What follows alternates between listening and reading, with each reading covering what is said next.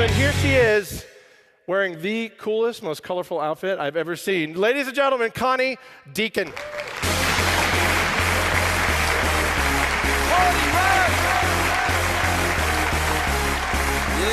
Hi, everybody. Good morning. Hello. Let's make some noise again. Good morning.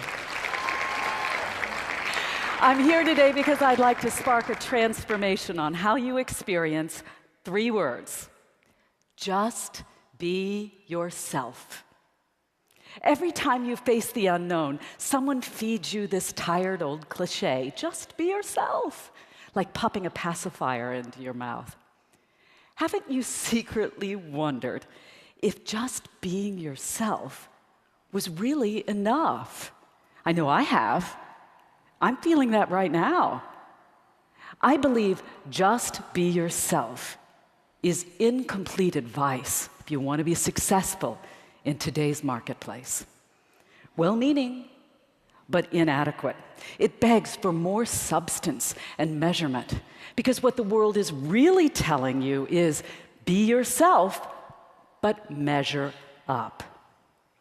The senior leaders that I coach understand this. They are painfully aware of this. They realize that performance is under the microscope like never before. And you may be feeling it too. You are living in a world that comes at you, testing you, judging you. In the blink of an eye, everything can change. As Paula Deen can attest, just be yourself is woefully incomplete advice. And therein lies the problem. We are living in a world that demands perfection, yet craves authenticity. It's a paradox. Think about it. You cannot be perfect and authentic. In your industry, for example, you are expected to measure up by putting on perfect meetings despite lower budgets and tighter time frames, and to be really jolly person as you are weaving this magic. You're expected to be superhuman and human at the very same time. We are all so exposed today, and people can't wait to find fault. And the thing is, no one is immune.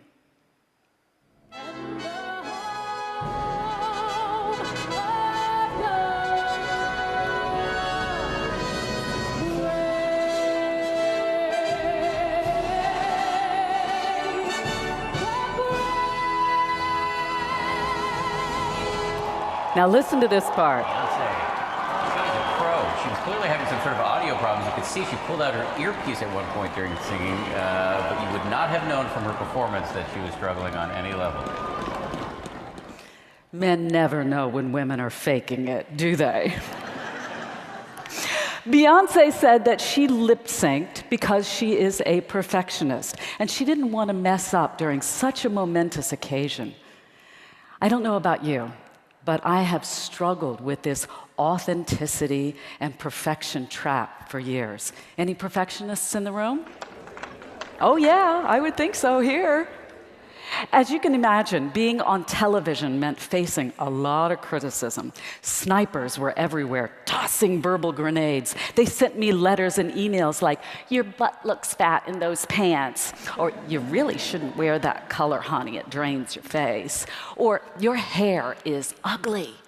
Well, of course it was ugly. It was the late 80s. We had big shoulder pads and big hair, didn't you? My hair was teased, it was lacquered, it was a helmet. And yet, I was expected to keep it real beneath that beehive. Strange thing though, some people can transcend the problem. You just know they are the real deal. Nelson Mandela, he's a Nobel laureate. Stephen Hawking, astrophysicist. Oprah Winfrey, billionaire businesswoman. Sir Ken Robinson, education advisor. Maybe you've booked Jill Bolte Taylor, a neuroscientist. For others, the court of public opinion has ruled they are not the real deal. Turns out they were faking it in plain sight. Like Lance Armstrong. All right? Yes, he was a cyclist, but also a doper. Martha Stewart, lifestyle maven and convict. Donald Trump, real estate mogul and blowhard. Carly Fiorina, CEO until she was an ousted CEO. And David Petraeus, general and adulterer. And then there are some people who are sending you mixed signals. We're just not sure. Are they the real deal or not? I mean, Steve Jobs, he's a visionary, wasn't he? But was he also a bully? Oscar Pistorius, Blade Runner, until he was a killer. Bethany Frankel, real housewife or entrepreneur? Nancy Grace, advocate and journalist? And then there's poor Manti Te'o, linebacker and dupe. At this point, you may be asking yourself, where do you fit in? How do people size you up? Do they see you as the real deal? And what is the real deal anyway? I wondered the same thing, so I conducted a research study. It began when I started my coaching practice 13 years ago, because my clients, despite their status, were wrestling with a leadership dilemma. They told me that being is more challenging than doing. And I wanted to get to the root cause of why some people can influence people consistently while other people are hit and miss. The results of this study surprised me, because it turns out being and being seen as the real deal comes down to this one word: presence. Which begs the question, what exactly is presence? Clearly, just being yourself doesn't get the job done. You may be surprised to learn that presence is not an X factor. My study showed that it is a measurable process. Did you know that you have inner, verbal, and outer presence? These three layers are both autonomous and interrelated, and they measure three things about you: your stability, your credibility, and your likability. Yeah, you're Sybil. Combine them, and you are seen, and you feel that you are the real deal. This matters, because when others believe that you are the real deal, they trust you, they listen to you, they willingly follow you. If they don't think you're the whole package, the opposite occurs. They ignore you, they stall, they even undermine you. In other words, everything is at stake. We'll talk more about inner and verbal presence in my sessions this afternoon at 2 o'clock and 5:30. But for now, I'd like to touch on just one of these: outer presence. What is this? Your outer presence has a remarkable ability to change how people respond to you. But most of us have this outer presence thing fundamentally backwards. All right? We think of it as what we look like. I know I sure did in those years on television as I was getting my hair all ready. It's what you look like. No, it's not. After a decade as an executive coach, I have arrived at a completely different conclusion. Your outer presence is not what you look like. Your outer presence is how you make people feel. For example, you may intend to be detail-oriented, but others may experience you as a control freak. Why? Because they feel that you're not listening to them. An outer presence is how you make others feel. I'd like you to think of it here as a teeter-totter, all right? When you're centered, you draw people in. They feel good about you. They're getting good vibes. They have a positive experience with you, and they respond positively to you, which is the only true metric of your influence. But this blew me away. Only 13% of leaders in this study felt that they are centered in outer presence consistently. 75% of leaders in the study said that their intentions are often misunderstood, and they come across as having too much outer presence. They slip into pretender mode in an effort to impress others. Do you do that? We all do, sometimes. But hopefully not as much as this fella. Leave Britney Spears alone right now! I mean it. Anyone who has a problem with her, you deal with me. Because she's not well right now. And neither am I. On the other hand, do you sometimes feel invisible? If so, you're displaying too little inner presence. You're the ghost. You're easily overlooked or unappreciated. And you make no impression on people at all. It would be very easy to fall into that state here at a huge conference. Does this happen to you? And how do you center your inner presence despite challenging conditions or certain people who just throw you into a tailspin? One way to do this is with your face, all right? Recently, a video went viral, and it was a spoof, but there is an underlying element of truth. You ready? All right, I wouldn't use these words, but here we go. Hi. Do you know someone with a bitchy face? They look like they're kind of thoughtfully sad or angry for no reason. Oh, look! That woman has a bitchy face. I wonder why. I can't see a reason why. That's bitchy resting face. That's bitchy resting face. That's bitchy resting face. All right, gentlemen in the room, don't get smug. All right, it's not just women, it's men too. It is all living things.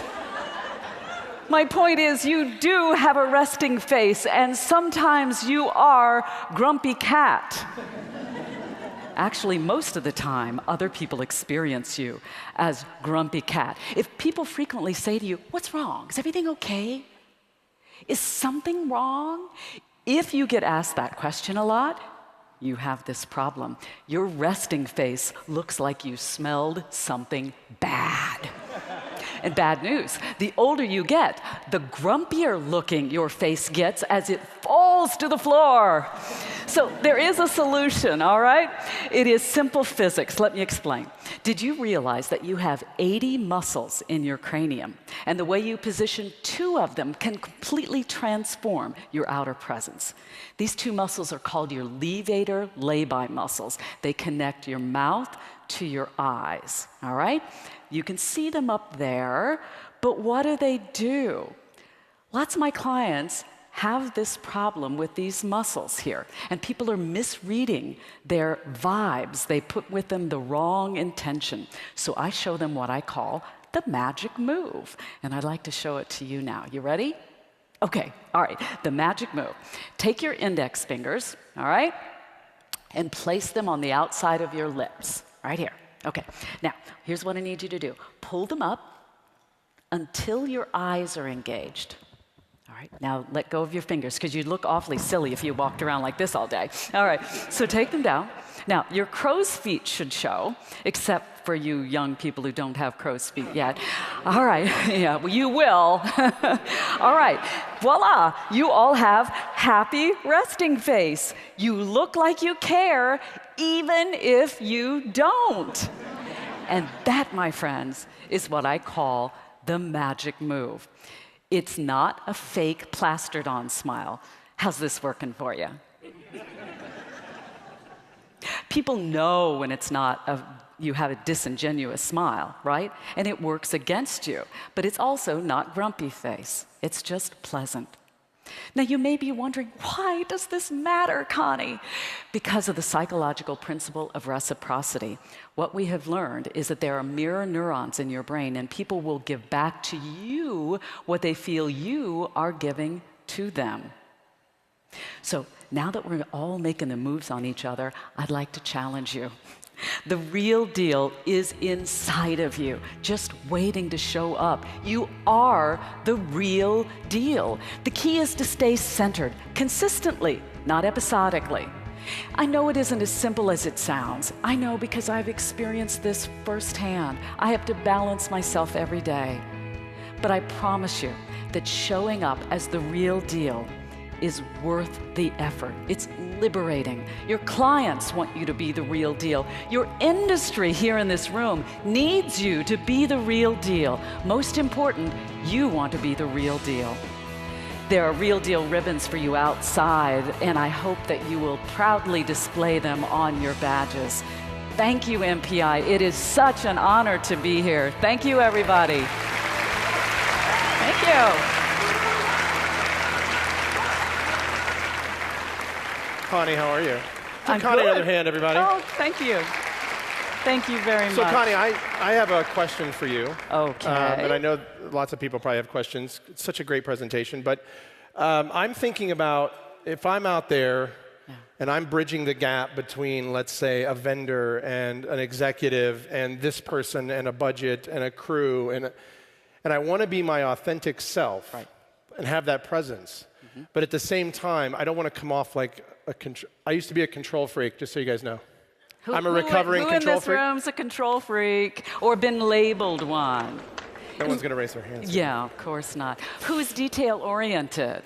There we go. Yeah, see, we like our own labels, don't we? Yeah. I like that. That was good. Yeah, detail-oriented. So how do you answer that? How do I have that presence without looking like I'm trying to control it? Influence begins within.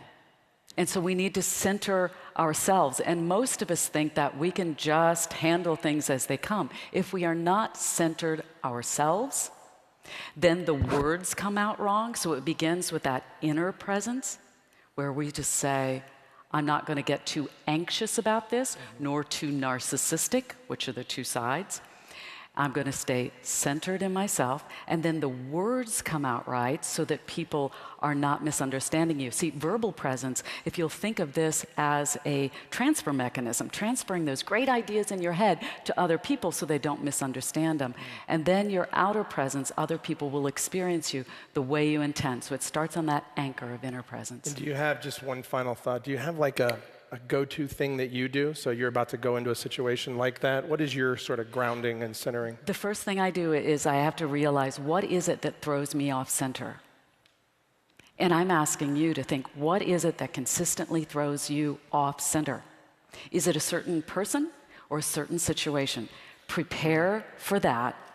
And the next thing you know, you say, I'm going to center myself. And if you're having anxious thoughts, you just say, stop. Center. And off you go, just like you were doing some yoga or something up here early this morning. You were doing some meditation. Yes, busted. See? You were centering yourself. I did get a weird look for meditating in the middle of the stage earlier. Yeah, well, perhaps it was the sleeping bag when we realized you'd all slept here overnight.